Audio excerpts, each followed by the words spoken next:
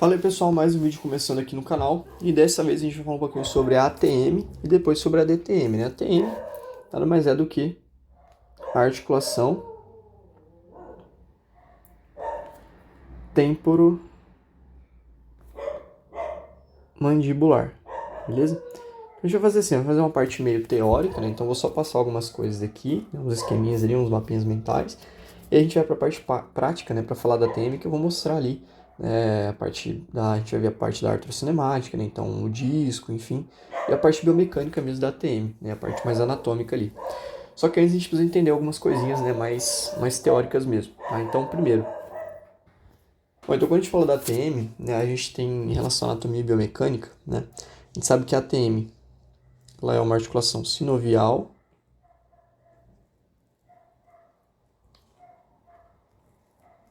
tá? Vou fazer um desenho aqui. Bom, então aqui eu fiz um esqueminha só para a gente entender um pouquinho sobre a parte articular mesmo. Então, uma articulação sinovial que vai estar entre, né? Então ela fica entre a mandíbula e o osso temporal, beleza? Na região ali do crânio. Sendo uma articulação sinovial, ela vai ter todas aquelas estruturas que a gente viu, né? Então, ela tem uma cápsula articular, ela vai ter uma membrana sinovial, ela vai ter um disco interarticular, né? Então, ela tem essa articulação aqui que vai estar entre a fossa temporal, né? Então, aqui no osso temporal a gente tem a fossa temporal. E aqui a gente tem a pontinha, né, do côndilo mandibular, que eu desenhei só para contextualizar mesmo. Côndilo mandibular. E aí, entre a fossa temporal e o côndilo mandibular, a gente vai ter um disco, certo? Então, a gente tem aqui em azulzinho um disco interarticular. A gente tem um disco articular. Esse disco da TEM ele é muito importante, porque esse disco, basicamente, né, quando a gente pensa nele, ele é um disco fibrocartilagino, então ele não é vascularizado e não é inervado, tá? Então, ele não tem vascularização e inervação, ou seja, ele não gera dor, tá? E esse disco é importante porque ele vai auxiliar nos movimentos, então ele auxilia nos movimentos da articulação, ele dá mais congruência para a articulação, certo? E ele vai se movimentar junto com o côndilo ali mandibular, então ele dá congruência para a articulação. Então essa é a função do disco, além de absorver também um pouco dessas cargas quando a gente faz, por exemplo, fechamento da boca, enfim, tá? Aqui ao redor a gente tem uma cápsula fibrosa, né? Então isso aqui que está aqui pretinho, né? Isso aqui é como se fosse a cápsula, imagina que está em volta, né? Isso aqui é uma cápsula fibrosa.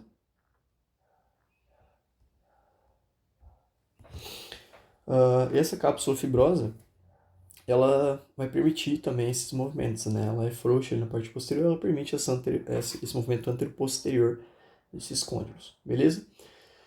E além disso, aqui atrás a gente tem, ó, eu fiz aqui, essa partezinha posterior aqui, é o que a gente chama de tecido retroesternal. Perdão, tecido retrodiscal. Retrodiscal. Por que tecido retrodiscal? Porque vai estar atrás do disco. Então aqui a gente tem o disco e atrás do disco a gente tem um tecido retrodiscal. Qual que é a função desse tecido retrodiscal? Basicamente ele vai fazer a fixação desse disco, né, aqui nessa região mais posterior da fossa temporal. Ele é altamente vascularizado, então ele tem uma alta vascularização e ele também tem uma grande inervação, né? Então ele vai basicamente nutrir o disco articular que não tem vascularização, tá? Então, quando a gente pensa na parte articular mesmo, essas são as principais estruturas que a gente vai ter dentro dessa ATM, beleza? Em relação aos ligamentos, né, a gente tem 3 ligamentos principais ali, né, que vão estar auxiliando nesse processo de sustentação da ATM. Então, a gente tem temporomandibular, que vai do temporal até a mandíbula, né?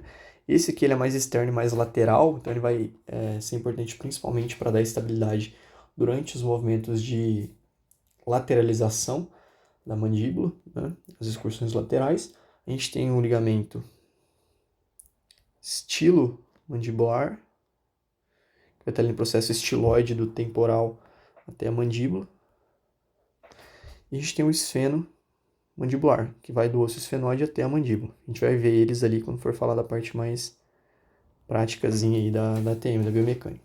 Então, basicamente, esses ligamentos, a gente vai ver que eles têm origem ali em ossos do crânio e vão até a mandíbula. Então, eles são importantes para a sustentação da mandíbula. Eles impedem que a mandíbula caia ali, por exemplo, tá? Não só eles, lógico, tem os músculos, mas eles também têm essa função. Em relação à artrocinemática da ATM, quando a gente fala de artrocinemática, a gente está falando da cinemática, do movimento que acontece na articulação. Tá? Vou fazer um esqueminha aqui. Bom, então aqui o que a gente tem, né? Eu fiz um esqueminha aqui mais ou menos para a gente entender o que acontece dentro dessa ATM. Tá? Então isso aqui é quando a gente está com a boca fechada. Então a gente tem ali a mesma estrutura, né? Seria como se fosse esse desenho aqui, a mesma coisa, beleza? Então a gente tem ali a fossa temporal e o côndilo da ATM. Isso aqui está com a boca fechada, né? Aqui seria com a boca aberta, quando a gente abre a boca. Quando a gente abre, o que vai acontecer? Basicamente, a gente vai ter um rolamento desse disco, então ele vai rolar para posterior e ele vai anteriorizar, ele vai deslizar para frente. E é o que a gente vê aqui, né? Então ele rolou para trás primeiro, ele desliza para frente e a gente tem um espaço aqui que fica, né? E a gente tem ali esse tecido retrodiscal, ó, tá vendo aqui atrás, que a gente falou, fixando a ATM ali, fixando o disco, né, na região posterior da fossa temporal. Mas basicamente, quando a gente pensa na artrocinemática da ATM, quando a gente abre a boca, esse disco ele vai se projetar anteriormente para baixo, né? Ele rola para trás e anterioriza. Quando a gente fecha, ele volta para a posição inicial. Então, a gente abre e fecha a boca, é isso que vai acontecer com o disco, beleza?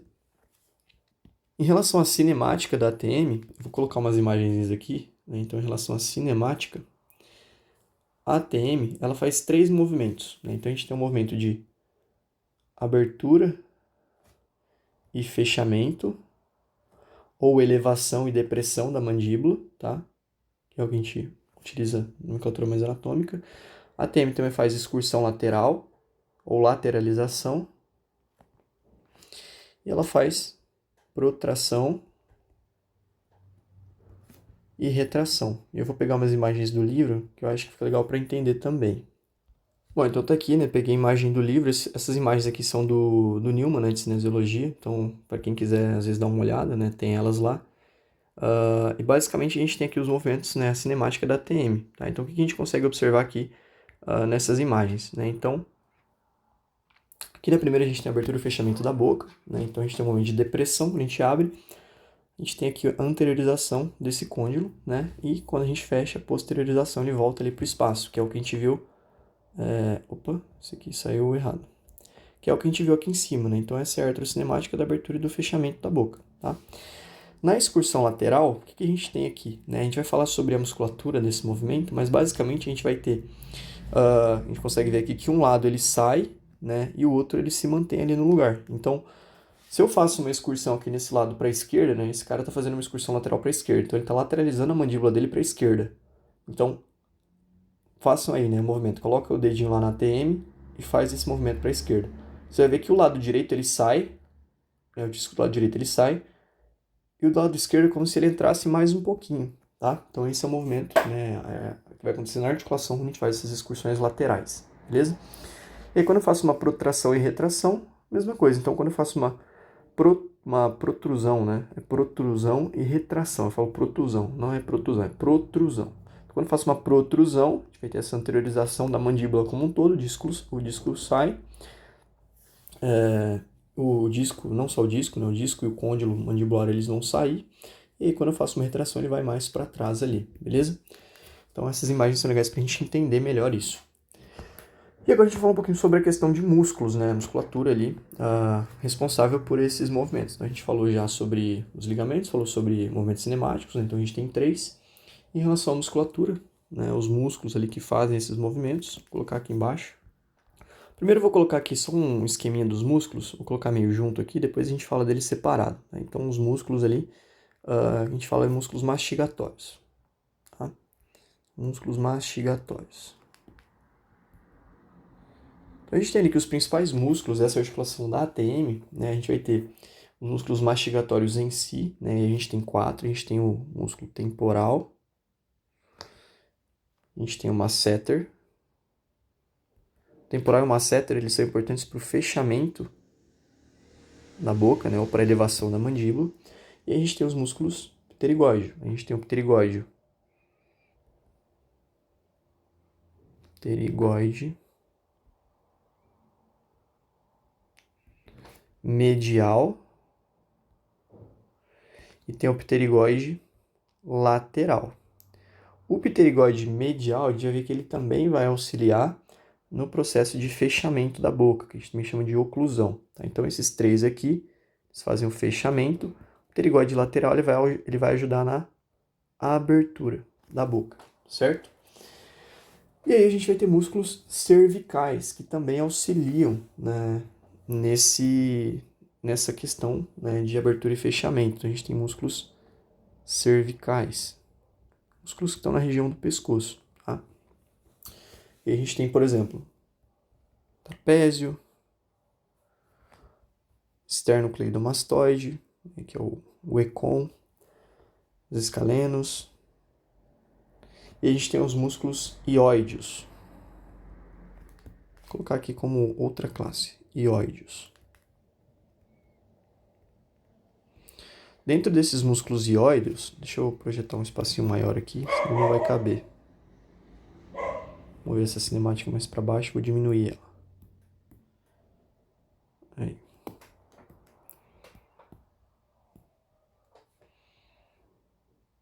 Dentro desses músculos ióideos, a gente tem os supra-ióideos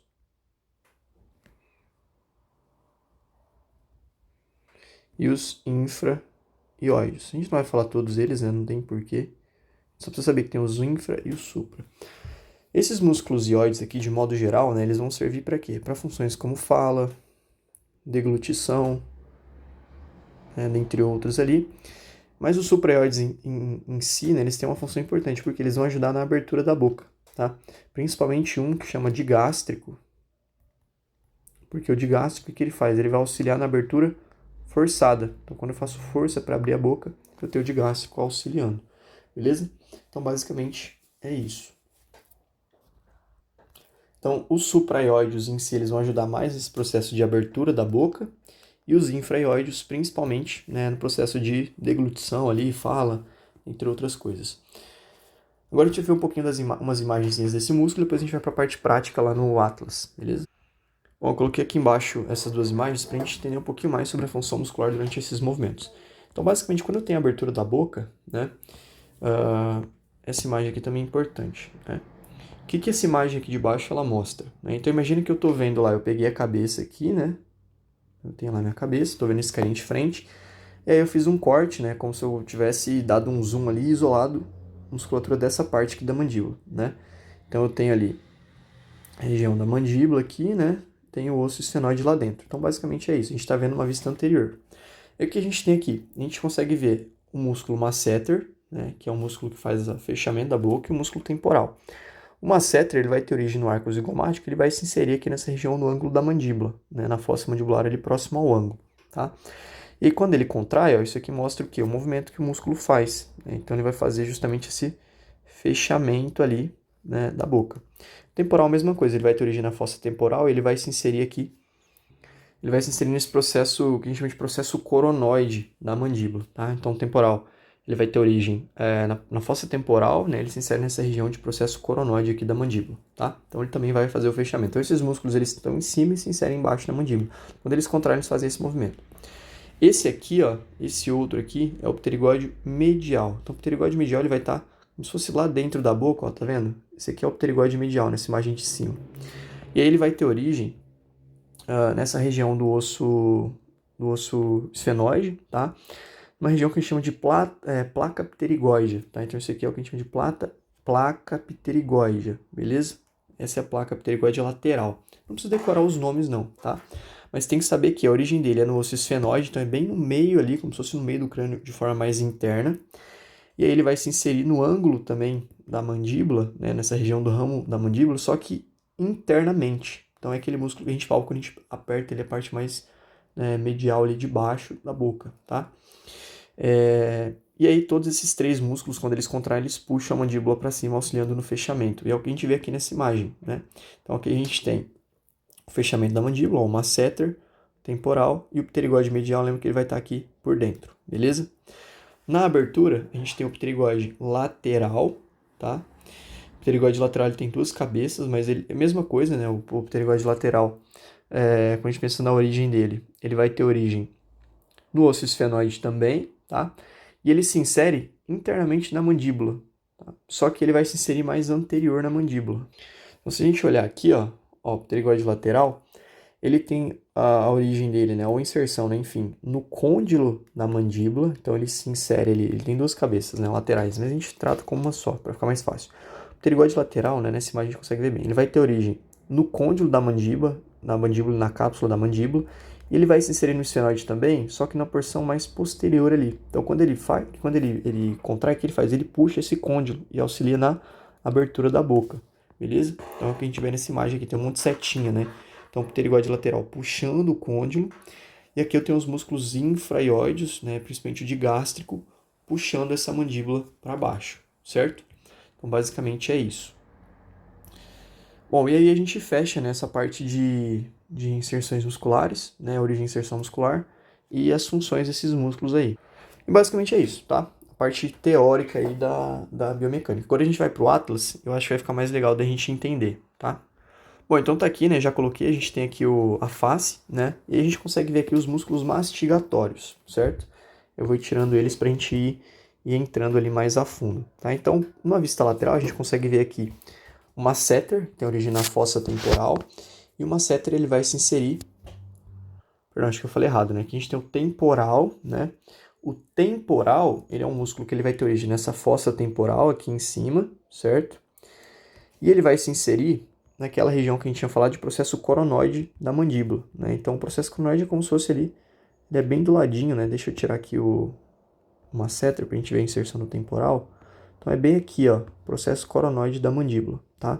Então, temporal, origem dele, fossa temporal, inserção, processo coronoide da mandíbula, né? E aí a gente tem aqui o masseter que eu escondi, né? Escondi ele, mas o masseter, mesma coisa, né? Ele vai ter origem aqui nessa região de ramo mandibular, né, no arco zigomático aqui, tá? Na parte superior, arco zigomático, inserção ramo mandibular, beleza? Então, masseter, origem aqui no arco zigomático, esse aqui é o osso zigomático, então ele vai ter origem nesse arco aqui, inserção mandibular. Desse outro lado dá pra ver, masseter, ó, arco zigomático, inserção aqui no ângulo mandibular, beleza? E esses dois músculos, quando eles contraem, eles vão fazer o quê? Fechamento na boca, então eles vão puxar para cima, beleza? Vou tirar eles aqui. A gente tem o masseter supercílio profundo, só lembrando. E aí aqui a gente tem o pterigóide lateral, que tem duas cabeças. A gente tem a cabeça superior e a cabeça inferior, tá? Cabeça superior, cabeça inferior.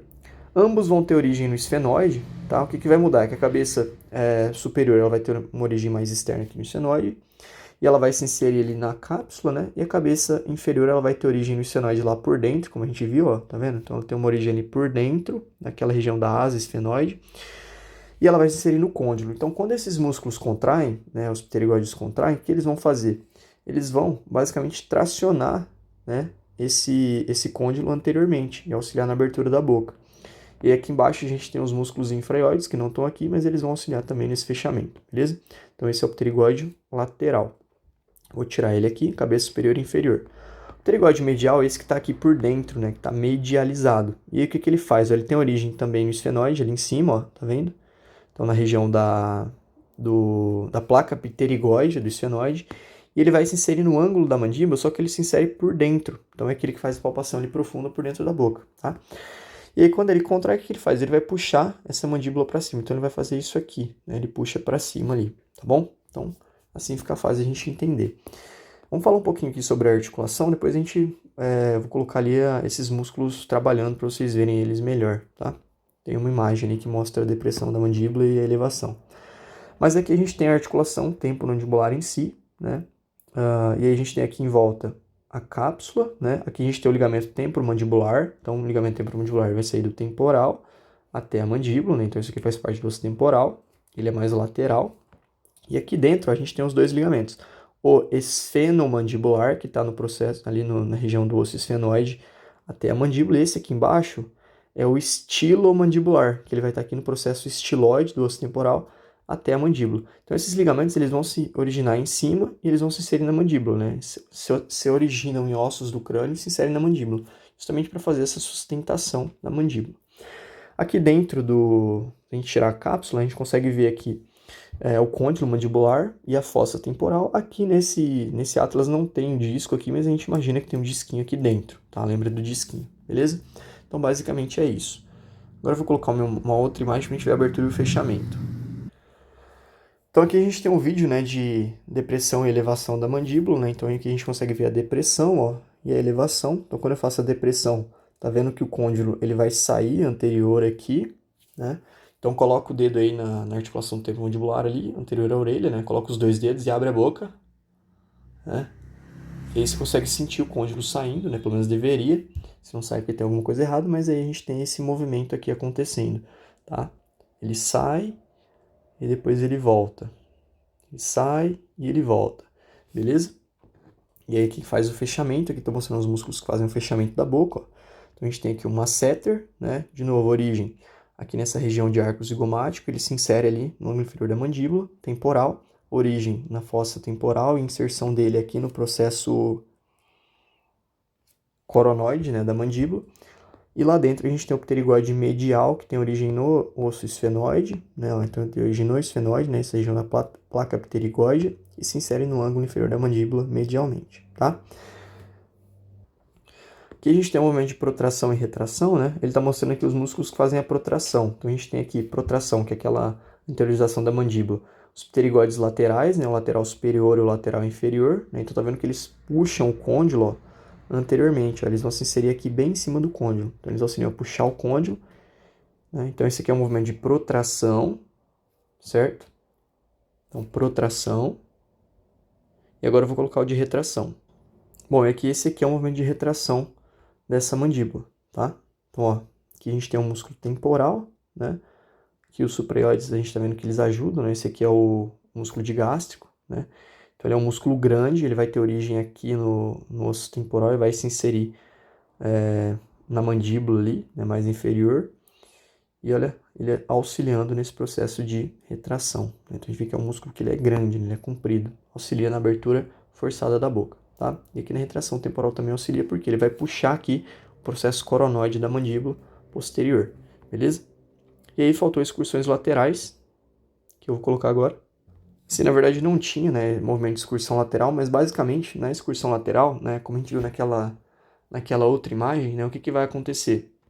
A gente vai ter as ações musculares do masseter e do temporal de um lado. Então, para eu fazer, por exemplo, eu desviar a boca aqui para direita, né, eu vou ter o masseter do lado direito e o temporal do lado direito contraindo, e aí eu vou ter os pterigóides do lado contralateral contraindo, tá? Então faz aí uma lateralização da boca para a direita, ó, move a mandíbula para a direita, o masseter e o temporal do mesmo lado contraíram, e o pterigóide medial lateral do lado contrário contraíram também, beleza? Então basicamente é isso, a gente fecha a parte de anatomia da ATM. Bom, voltamos para cá, né? Então, para a parte teórica, eu acho que deu para entender bem, né? Então, isso aqui é só um resumão aí, caso alguém queira, sei lá, um print, alguma coisa, vou deixar aberto aqui. Podem me pedir também que eu possa mandar esse resumo para vocês, tá? Mas basicamente é isso em relação à anatomia, né? Biomecânica da ATM. Agora a gente vai falar um pouquinho sobre a DTM, e eu vou fazer em forma de mapa mental, que eu acho que é mais fácil da gente absorver ali, até para estudar depois, tá? Para não ficar muita coisa. Então, a DTM nada mais é do que a disfunção temporomandibular, certo? E aí, na disfunção temporomandibular existem coisas que a gente vai ver que são importantes, né? Então, primeiro, em relação à etiologia da DTM, né, quando a gente pensa na etiologia, a etiologia está relacionada com a causa, né? Então, o que causa a DTM? Várias coisas, né? Então, a gente tem uma etiologia que a gente chama de biopsicossocial. A etiologia da DTM está relacionada com fatores como, por exemplo,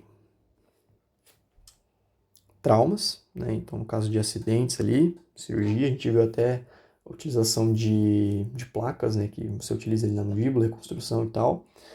Hábitos parafuncionais. O que são hábitos parafuncionais? Hábitos como mascar chiclete, roer as unhas, né? Parafuncionais, então, também influenciam. A própria oclusão, né, etiologia relacionada à oclusão da boca, ao fechamento da boca, né, e aí a gente pode ter, por exemplo, a arcada dentária influenciando nisso, né, então às vezes essa pessoa não vai ter um fechamento tão bom, a gente vai falar sobre isso, né, na hora da avaliação, quando a gente faz a inspeção. A gente pode ter uma etiologia relacionada à disfunção na coluna cervical, então alguma musculatura cervical pode gerar sintoma na mandíbula, né? Cervical. Então a gente falou de alguns músculos, como por exemplo o esternocleido, a gente falou de escaleno, a gente falou de trapézio. Então todos esses músculos eles podem gerar algum tipo de disfunção, um tipo de sintomatologia nessa região de ATM. Pode ser o contrário também. Eu posso ter uma DTM, né, uma disfunção temporomandibular, que gera uma dor cervical também, tá? Então a gente pode ter uma etiologia estrutural relacionada à própria ATM, né, estrutural. Eu posso ter uma disfunção ou alguma alteração articular, né? Posso ter ligamentar, né? Então uma instabilidade, por exemplo, em relação à cápsula, né? E até mesmo em relação ao disco, né? Posso ter um problema em relação ao disco. E aí a gente está falando de estrutural da TM. E um fator que é muito importante que são os fatores né? Os fatores psicológicos também influenciam muito na ATM, né? Então, por exemplo, ansiedade, o estresse, estão relacionados até mesmo à parte de agudização dessa ATM, né? E a gente tem a questão neuromuscular, que são os músculos mesmo, né? Então a gente pode ter desequilíbrios neuromusculares, né? Pode ter uma hiperativação que está relacionada com esses fatores psicológicos também, né? E isso, existem pessoas que têm bruxismo, né? Enfim, então são coisas que vão influenciar na etiologia, né? No surgimento dessa ATM, tá? Então em relação dessa DTM, que é disfunção. Tá? Às vezes eu vou confundir, vou falar TM, DTM, mas vocês sabem que eu estou falando aqui agora da disfunção, tá? Da articulação a gente já falou. E aí, em relação à prevalência, né, a gente tem que a prevalência da ATM, né, ela tende a ser maior, principalmente em mulheres. Então, a gente tem uma relação de 4:1, ou seja, cada 5 pessoas que têm DTM, 4 são mulheres e 1 é homem, né? Então, é realmente bem maior em mulheres. E a maior incidência entre a faixa etária ali de 20 a 45 anos de idade, certo? E aí, falando também em prevalência, né, a gente tem alguns fatores de risco, né, que estão relacionados com o desenvolvimento da DTM. E a gente tem, por exemplo, tabagismo, né, doenças psicológicas mesmo, como a depressão e a ansiedade. Né? E a gente tem que esses fatores aqui, eles aumentam, né, em 2 vezes a chance, né, de a pessoa evoluir, de a pessoa desenvolver uma disfunção temporomandibular, desenvolver uma DTM. Tá? Então a gente falou aqui agora sobre a prevalência. Em relação aos sinais e sintomas, são vários também, né? Então a gente tem vários sinais e sintomas relacionados à DTM, tá? Então, dentre eles, a gente pode citar, por exemplo, um próprio desconforto muscular. O paciente ele sente dor, às vezes, para chegar, ele sente a musculatura mesmo meio tensionada, meio rígida. Né? Pode ter cefaleia por conta da ATM, cefaleias tensionais. A gente pode ter ruídos, e quando a gente escuta algum tipo de ruído, a gente suspeita de uma disfunção da ATM mais estrutural, né? Então a gente pode relacionar com alguma coisa estrutural, um disco que não está saindo, né? Por exemplo. Limitação de ADM, né? Então geralmente o paciente ele sente dor para aumentar ali quando ele vai fazer as amplitudes de movimento máximas, às vezes ele não consegue mesmo, né? O paciente com crise aguda não abre quase nada a boca, porque dói. Dor no ouvido, então pode ter sintomas como dor no ouvido, porque a ATM ela fica logo anterior ali ao buraco do ouvido mesmo, né? Então pode estar relacionado. Uma forma de a gente palpar a ATM, inclusive, é colocando a mão ali na região próxima ali do ouvido e colocando a mão dentro do ouvido mesmo, mais anterior, aí de fazer o movimento, a gente consegue ver também, né? Então faz aí para vocês darem uma relembrada. Então dor no ouvido, zumbidos, né? Então todos os sintomas relacionados a essa parte auditiva. Tontura e vertigem. A gente tem que lembrar que dentro do ouvido a gente tem o nosso sistema vestibular, a gente tem os cristais ali, o labirinto, né, relacionados ao equilíbrio, então pode ter uma tontura, pode ter uma vertigem, e alterações, né, na oclusão da boca, então vai ter uma oclusão anormal, são aqueles sinais, né, de desvio ou deflexão que a gente viu. Tá? Então tudo isso aqui são sinais e sintomas, tem outros também, né, própria dor, né, na TM, enfim, dor ao comer, dentre outras coisas, então esses são os principais sinais e sintomas que a gente vai avaliar dentro dessa ATM. Em relação ao diagnóstico, eu vou só citar aqui algumas coisas, né? Mas o diagnóstico ele vai considerar, por exemplo, o exame clínico, principalmente, né, quando a gente pensa na físio, né? Então a gente tem um exame clínico, a gente não faz diagnóstico clínico, né? A gente faz diagnóstico cinético funcional, mas a gente consegue avaliar uma ATM, ver se o paciente tem uma disfunção, né? Cinético funcional relacionado à ATM. A gente pode utilizar exames de imagem, né? Então radiografia, para ver a parte mais óssea, ou ressonância magnética, para avaliar tecidos moles. E aí o diagnóstico diferencial, né? A gente pode ter outras coisas ali relacionadas a cefaleia, fibromialgia, enfim, tumores, né? Nem vou entrar nisso, mas só para a gente entender ali meio geral. Uma outra coisa que a gente precisa entender quando a gente vai falar de DTM, né? Que a gente até viu na aula, é em relação à dor, né? Então, os mecanismos de dor.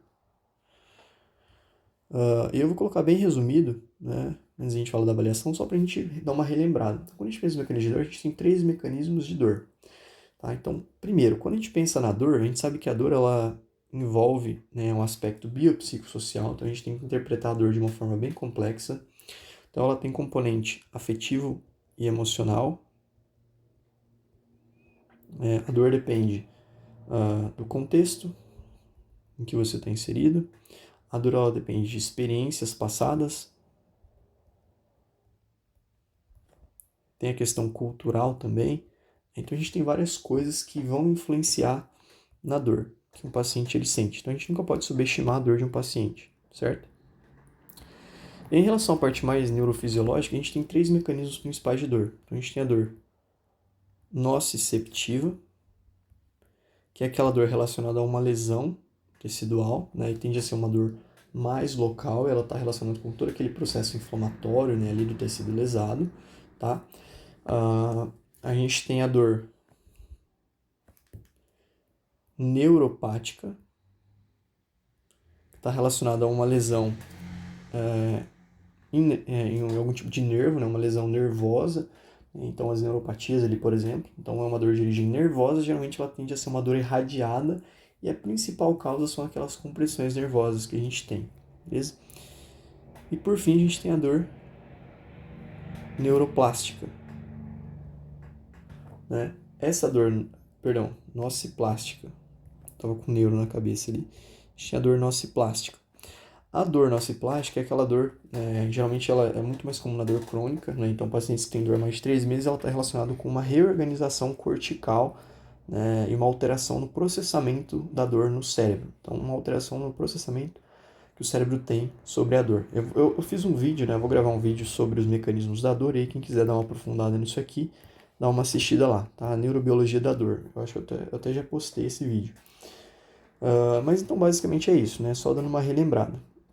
E é claro que a gente tem que... A dor nociceptiva, ela tende a diminuir conforme a lesão ela vai se curando, tá? A dor nociplástica, ela é uma dor que ela é um pouco mais complexa, né, de a gente curar ela, porque ela está relacionada com vários fatores, né? Ela está relacionada com uma alteração, processamento da dor. Então, não é tão simples assim, tá? A gente tem que usar outras técnicas ali, mas basicamente é isso, só para a gente dar uma relembrada aí. Em relação à avaliação da TM, a gente tem bastante coisa, então isso aqui é o tópico só de DTM, né? Eu vou fazer um outro aqui, que é em relação à avaliação da TM, avaliação da DTM e da TM mesmo, de modo geral, tá? Então, avaliação, né, ATM barra DTM. Te dá um geralzão aí, tudo que a gente precisa ver.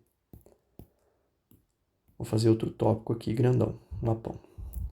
Então, em relação à avaliação dessa ATM e da DTM, a gente viu algumas coisas que são importantes a gente avaliar, né? Então, dentre elas, a gente tem a parte de anamnese, é muito importante. Eu não vou falar aprofundado aqui em anamnese, mas a gente precisa entender um pouquinho sobre... lógico, a gente vai perguntar a queixa principal, histórico da moléstia atual, histórico da moléstia pregressa. É importante a gente entender quando que essa dor começou, né? Eu vou citar algumas coisas aqui, então... É importante a gente entender a dor, quando começou, o tipo de dor, entender um pouquinho se o paciente tem hábitos parafuncionais, então a gente faz perguntas relacionadas a isso, perguntar se o paciente ele tem, por exemplo, bruxismo, se ele tem ruídos quando ele mastiga, se ele está passando por algum momento de tensão emocional, né? Então às vezes, sei lá, no trabalho, se ele perdeu alguém na família recente, terminou um relacionamento, então coisas que estão relacionadas com tensão emocional, problemas dentários, né, ortodônticos, não sei como seria o correto, mas problemas dentários, entre outras coisas, né? Eu vou ver tratamentos anteriores, tudo isso. Então, precisa entender um pouquinho sobre esse paciente, né, principalmente em relação à dor desse paciente. Então, quando começou, a intensidade, o que ele faz para diminuir, esse tipo de coisa, tá? Em relação eu acabei esquecendo de falar, mas a disfunção a gente pode classificar as disfunções, né, na DTM de 3 formas. Então a gente pode ter disfunções, né, musculares, estão relacionadas àqueles desequilíbrios musculares. A gente pode ter disfunções relacionadas ao disco, ao deslocamento do disco. Então o disco às vezes ele fica travado, ele não sai. E relacionadas ao processo de degeneração. Tá? Esses são os 3 principais tipos de disfunções na DTM que a gente vai ter. Beleza, então a gente fez a anamnese, né? Tem algumas coisas que a gente vai ver. Dentro dessa anamnese, a gente também pode fazer o quê? Questionário. Então a gente viu de um questionário, a gente falou sobre um questionário específico, que é o questionário de Fonseca. A gente até fez ele na aula, né? Então o questionário de Fonseca, basicamente, ele vai... É um questionário anamnético, né? Anamnético, não sei se existe essa palavra, mas é um questionário que ele vai completar a nossa anamnese e ele vai dar o grau, né, de disfunção temporomandibular de acordo com a pontuação que o paciente fizer ali, tá? Em relação à inspeção, né, a segunda parte a gente vai fazer a inspeção.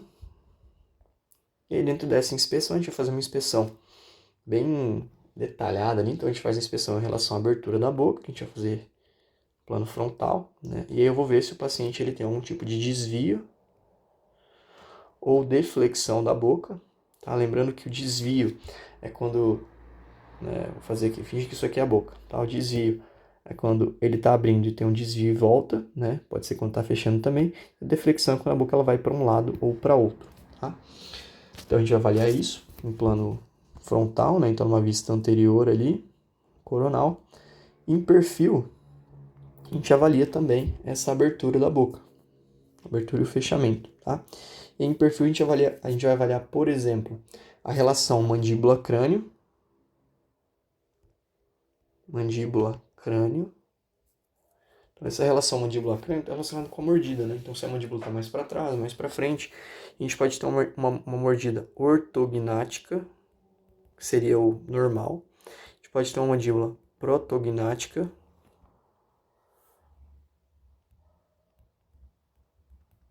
né? Que é aquela em que você tem aqui em cima os dentes, né?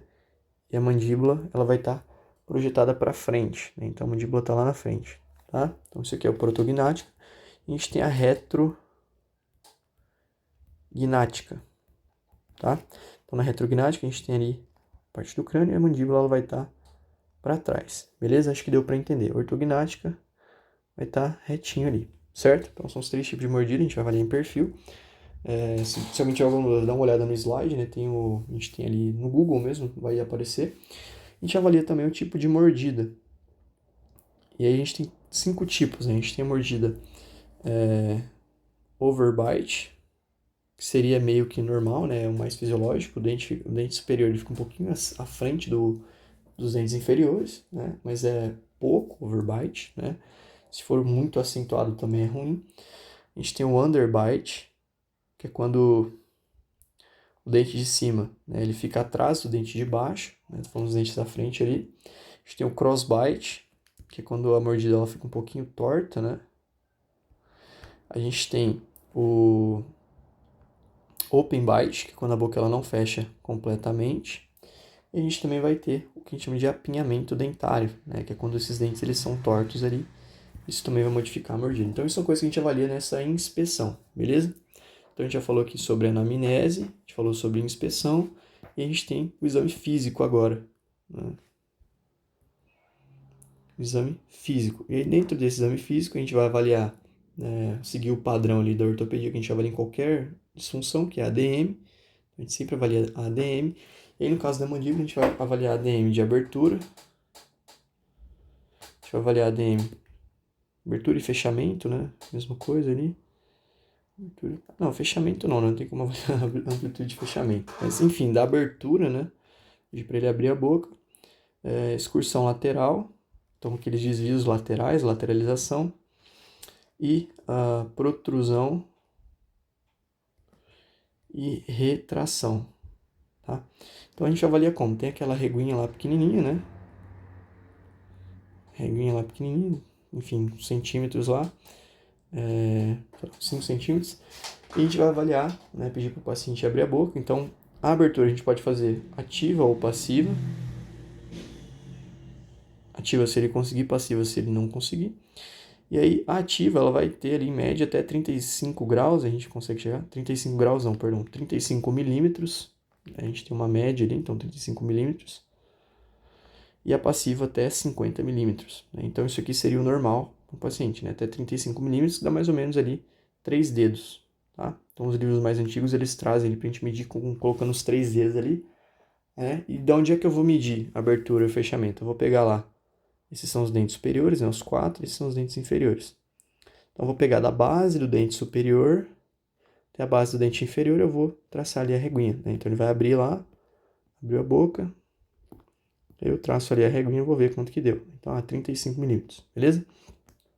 Então, isso no caso da abertura.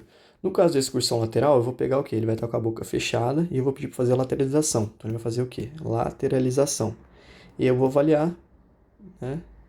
Eu pego uma linha aqui desse dente do meio, dos dois dentes do meio de baixo, eu vou avaliar ali de um ponto ao outro quanto que deu, né? E aí eu vou ter uma média ali para a excursão lateral, a gente tem valores de mais ou menos 10 a 12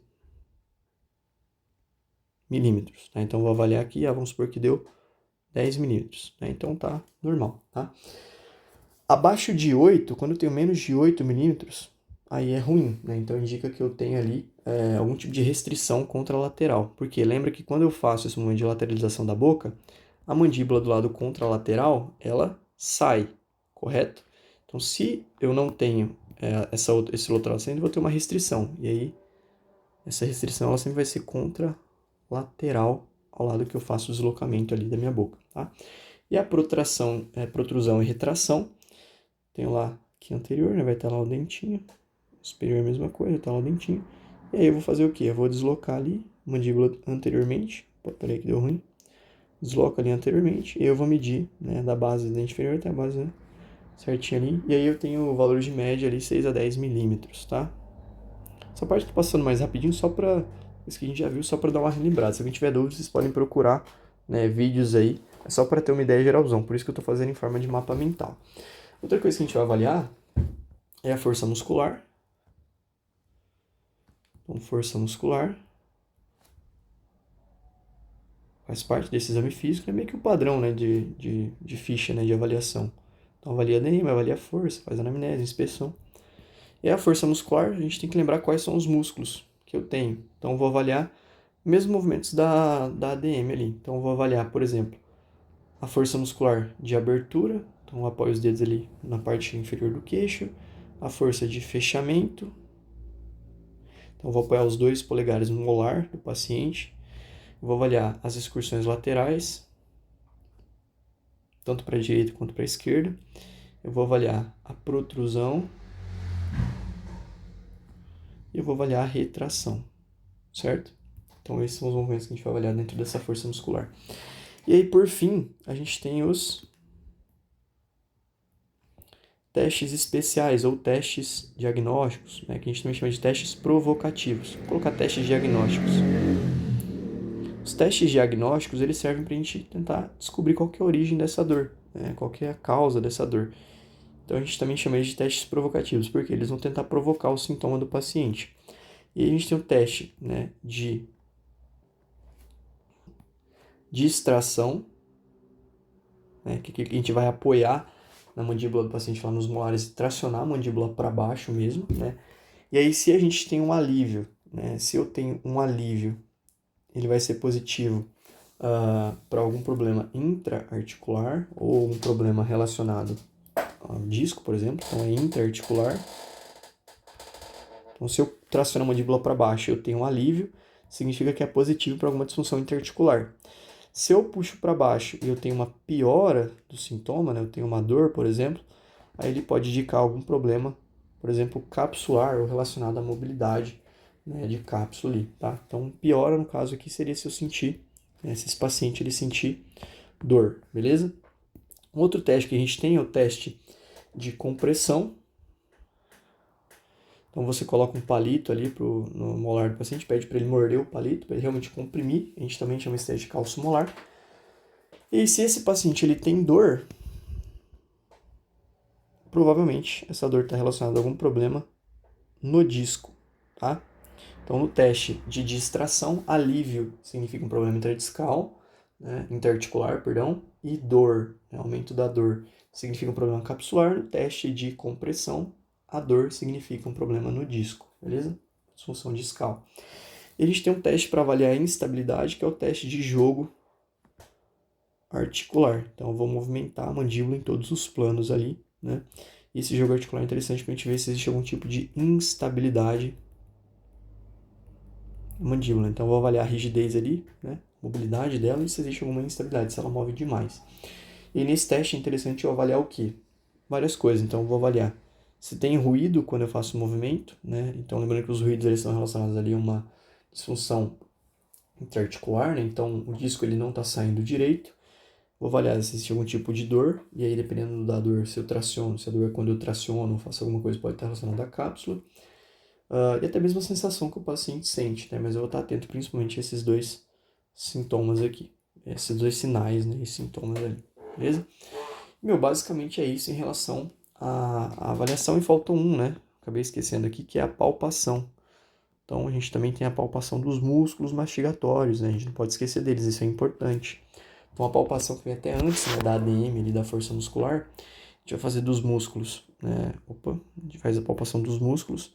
E a gente tem aqueles que a gente vai palpar intraoral, né? Então, dentro da boca, a gente tem os músculos intraorais. E a gente tem os músculos que a gente faz a palpação por fora, que são os extraorais.